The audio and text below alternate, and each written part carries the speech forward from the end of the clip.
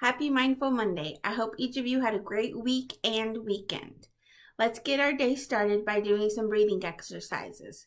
We are going to breathe in and out 5 times. But remember, if 5 times is not enough for you, keep breathing until your body is completely calm and your lid is not flipped anymore. Here we go.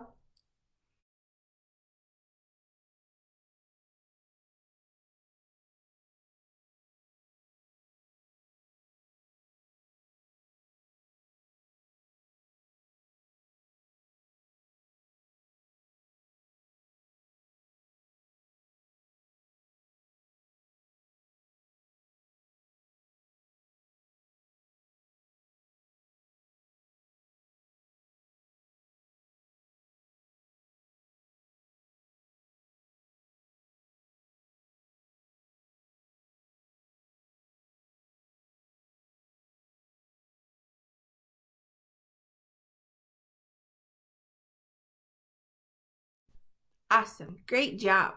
I hope all of your bodies are completely calm and ready to get started about talking about being a bucket filler. Bucket filling is when you are kind and respectful and you do nice things to fill people's buckets. Remember, we all have a bucket in our hearts that we can either fill or dip.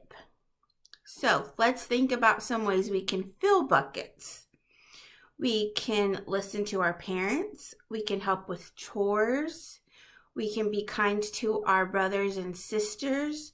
We can pick up trash that we might see in our backyard or in the front yard, around the house, or maybe even when we're walking a trail or at the duck pond.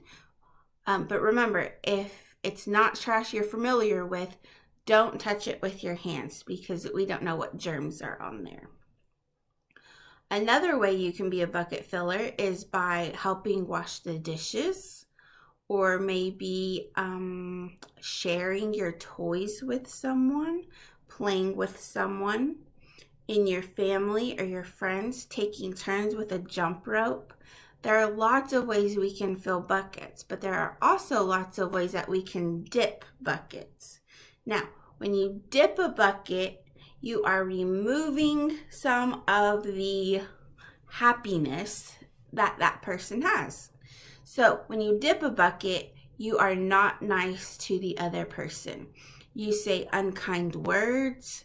You don't share. You maybe hit or swat at someone.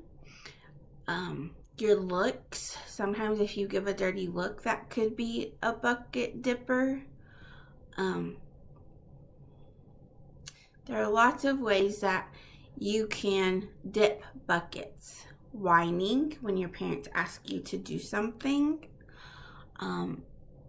disobeying, not paying attention, lots of ways. So as many ways that there are to fill a bucket, there are just that many ways to dip a bucket. So in order to fill a bucket, you have to be mindful of yourself and how you're reacting to certain situations. So if I were doing distant learning and my mom asked me to write a paragraph about what the sky looks like today. Today it's kind of cloudy and there's not very many rays of sun shining, so I could write a paragraph. Which if I wrote the paragraph, that would be filling a bucket. But if I whined and complained and refused and slam down my pencil, then I would be dipping a bucket. Now, sometimes we as humans dip a bucket because someone has dipped our bucket. And it's completely understandable why you would think that that's okay. But it's not okay. When someone dips our bucket, we should be able to talk to them and tell them why our bucket was dipped and what they did to dip our bucket. That's called communication, and communication is very important so other people know how their actions are making us feel.